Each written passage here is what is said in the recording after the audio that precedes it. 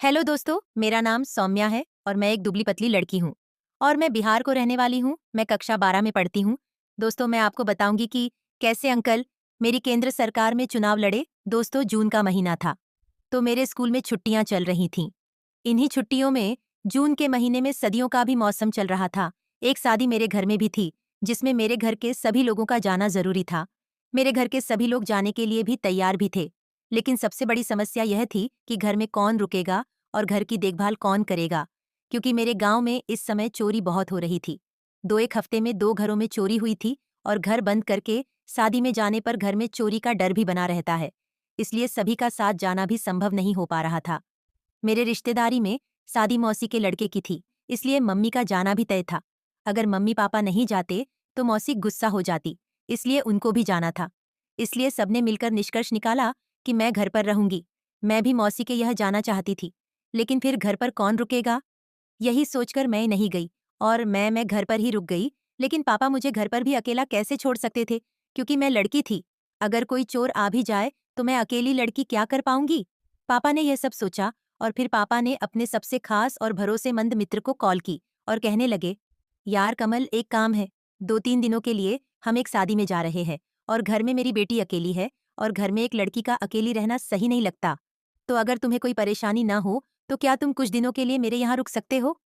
Uncle कहने लगे, इसमें परेशानी वाली कौन सी बात है। जैसे मैं ये से अपनी जॉब के लिए जाता हूँ वैसे ही वहां से चला जाया करूंगा। वैसे भी तो मैं सिर्फ रात में ही घर पर आता हूँ, तो रात में मैं तुम्हारे यहाँ सो जाया करूंगा। अंकल ने हमारी मदद और मैं अकेली न रहूं, इसलिए अंकल रात में हमारे यहाँ सोने के लिए तैयार हो गए और पापा से कहने लगे, चिंता आप ना करें, मैं हूं तो कोई समस्या नहीं होगी। अंकल की शादी 7-8 साल पहले हो चुकी थी। वो उत्तर प्रदेश के रहने वाले थे। दिन में पापा और मम्मी नहा धोकर जाने के लिए तैयार हो गए और शाम को निकल गए।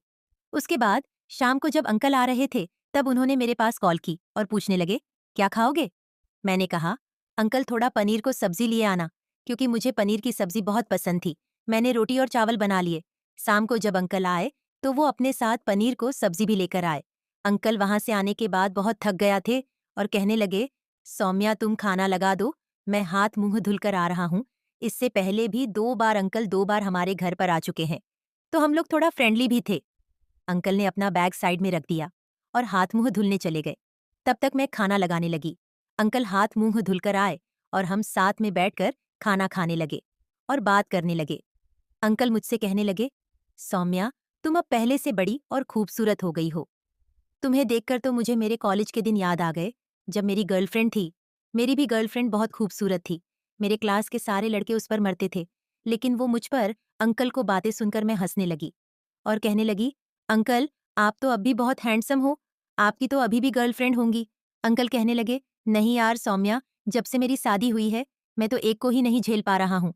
और अंकल मुस्कुराने लगे। मैं भी हंसने लगी। मैं अंकल से कहने लगी, अंकल दूध पियोगे। अंकल मेरी ओर देखने लगे और कहने लगे, हाँ हो तो ले आओ थोड़ा। मैं किचन में जाकर दूध ले आई और अंकल को दे दिए।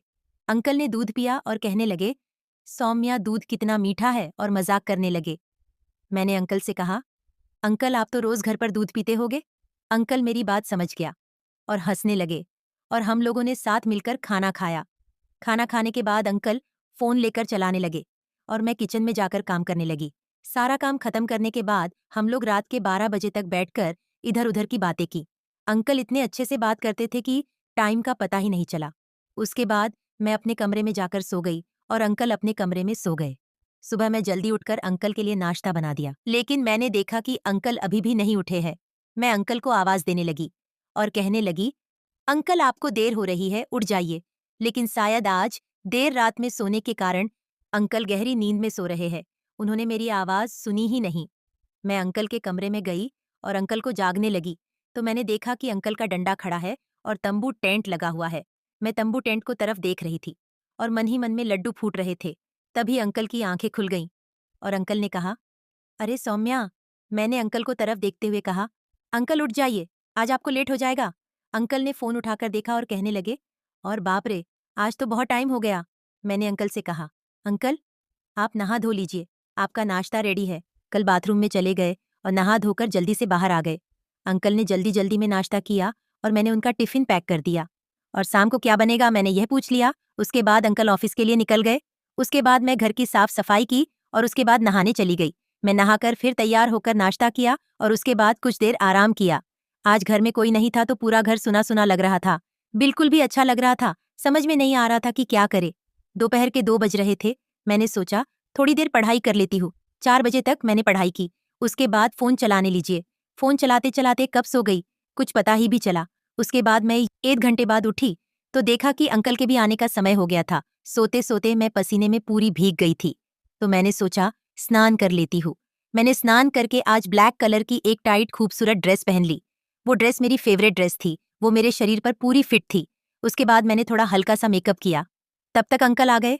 मुझे आवाज दी तो मैं अपने कमरे से बाहर आई। जैसे ही मैं बाहर आई तो अंकल मुझे देखते रह गए और कहने लगे, अरे वाह सौम्या, आज तो तुम कमाल की लग रही हो। तुम्हें देखकर मेरी जवानी के दिन याद आ गए। मैंने महसूस किया और देखा कि अंकल का डंडा मुझे देखकर बाहर निकलना चाहता था, लेकिन अंकल उसे बैग के पीछे छिपा रहे थे। अंकल मेरी तारीफ कर रहे थे। मुझे बहुत अच्छा लग रहा था। मेरा मन कर रहा था कि अभी अंकल मुझे अपनी केंद्र सरकार में जगह दे दे। अंकल की तारीफ से मेरी केंद्र सरकार में जैसे किसी ने आग लगा दी हो, लेकिन मैं फिर भी शांत रही क्योंकि वो मेरे अंकल थे। उसके बाद अंकल मुझसे कहने लगे, सौम्या, मैं हाथ मुंह धोकर तैयार हो जाता हूँ, तुम खाना लगा दो। मैंने कहा, ठीक है अंकल, लेकिन उसके लिए खाना बनाना पड़ेगा। अभी मैंने खाना नहीं बनाया है। अंकल कहने लगे, ठीक तुम खाना बना लो, तब तक मैं आराम कर लेता हूँ। मैंने कहा, ठीक अंकल। अंकल वही सोफे पर बैठकर आराम करने लगे और मैं खाना बनाने किचन चली गई। सोफे पर से किचन साफ साफ दिख रहा था। मैंने देखा कि अंकल मेरी केंद्र सरकार को और घूर घूर के देख रहे थे। मुझे भी अच्छा लग रहा था, इसलिए मैंने अपनी केंद्र सरकार थोड़ा आराम देना चाहा, जिससे अंकल थोड़ा अच्छे से देख सके। मैं खाना बना रही थी, तभी लाइट चली गई।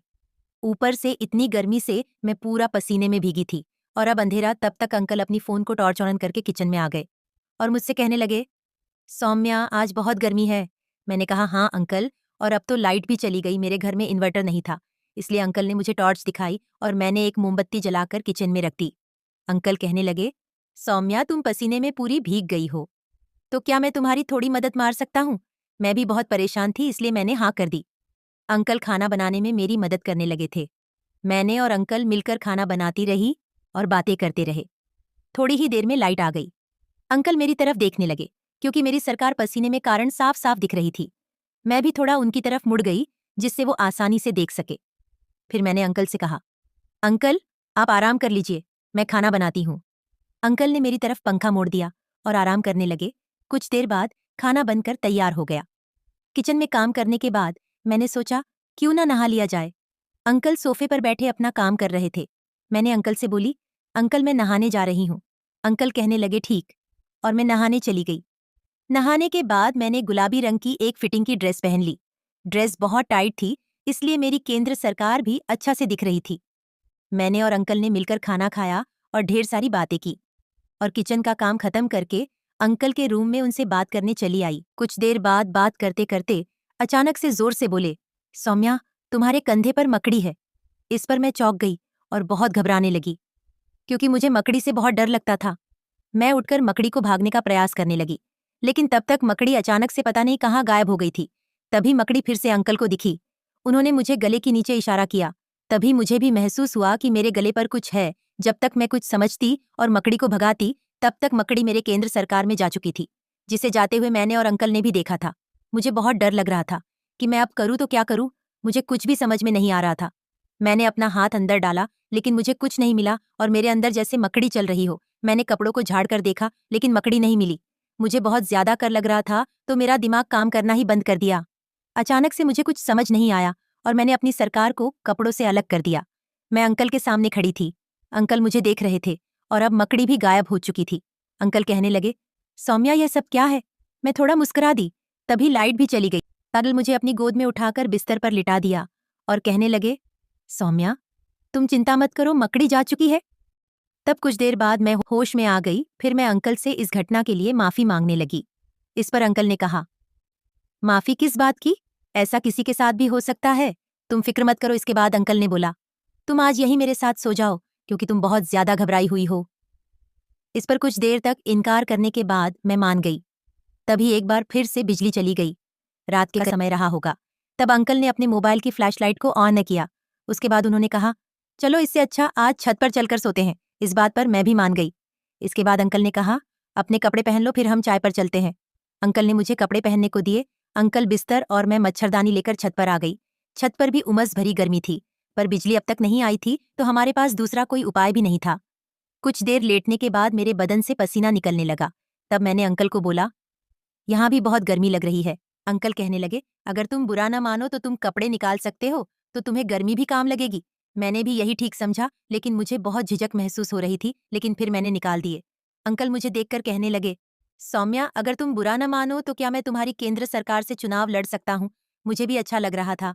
पहले मुझे थोड़ा अजीब लगा, लेकिन फिर मैं खुद को रोक नहीं पाई। मैंने हाँ कर दी। उसके बाद अंकल ने 3 घंटे तक चुनाव लड़ते रहे। फिर मैं बेतहाशा लेट गई और अंकल से कहने लगी, बस अंकल, अब मैं और चुनाव नहीं लड़ पाऊंगी। अंकल कहने लगे, तुम्हारी केंद्र सरकार तो बहुत सख्त है। मैं कहने लगी, क्योंकि अंकल मैंने इससे पहले कभी चुनाव नहीं लड़ी। तभी थोड़ी देर हम लेट कर बातें करने लगे। तभी थोड़ी देर में लाइट आ गई। अंकल कहने लगे, चलो हम नीचे चलकर लेटते हैं। लेकिन मैं तो खड़ी भी नहीं हो पा रही थी। केंद्र सरकार बहुत तकलीफ में थी। मैंने अंकल से कहा, अंकल मैं खड़ी नहीं हो पाऊंगी। फिर अंकल मुझे अपने गोद में उठाकर नीचे ले गए और हम लोग और फिर मेरी केंद्र सरकार से चुनाव लड़ने लगे और हम दोनों वहीं सो गए। सुबह हम लोग देर से उठे और खाना भी अंकल ने ही बना, क्योंकि मैं तो चल भी नहीं पा रही थी। अंकल खाना खाकर ऑफिस चले गए। उसके बाद शाम को मम्मी पापा आ गए और अंकल अपने घर चले गए। दोस्तों, ये कहानी आपको कैसी लगी? कमेंट में ज़रूर बताना और वीडियो को एक लाइक करके चैनल को सब्सक्राइब कर लीजिए और बेल आइकॉन को भी प्रेस कर लीजिए ताकि अगली वीडियो जल्दी ही आप तक पहुंच सके। धन्यवाद।